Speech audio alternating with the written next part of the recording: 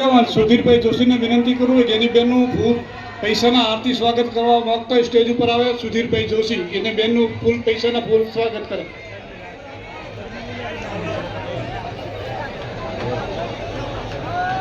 અત્રે આપણા આ ફંટલના ચેરમેન શ્રીઓ બધા વધારે મેં 4 વખત એલાઉન્સ કર્યું છે. ફંટલના ચેરમેન શ્રીઓ